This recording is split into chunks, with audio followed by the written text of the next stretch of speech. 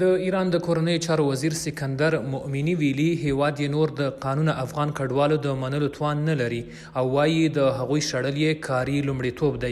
مؤمنی چې په یو خبري کانفرانس کې خبرې کولې وویل د کډوالو ستنولو پلي کولو لپاره یې اړین تدابیر هم نیولي دي. د ایران د کورنیو چارو وزیر دا څرګندونې داسې مهال کړي چې په دې وروستیو کې په ایران کې له یو شمېر افغان کډوالو سره د پولیسو او ایراني وګړو لخوا د ناوړه چلند خبرونه رسنیز شوي دي. د راپورونو له مخې ایران د افغان کډوالو د جبري ایستلو بهیر هم ګړندی کړی دی چې تېره ورځ سه شنبې 319 افغان کډوالې کورنۍ له پاکستان او ایران څخه هیواد ته راستنې شوي. د کډوالو او بیرته راستنېدونکو چارو وزارت په وینا ځینې کورنۍ په خپله خوښه او ګڼ شمېر نورې په جبري ډول ایستل شوي.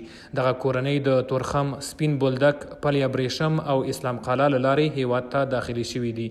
مسؤلین وایي ډېرې کورنۍ خپلو کورونو ته رسېدلي او ځینې په کمپونو کې ځای پر ځای شوي دي چې مرستې هم ورسره شوي.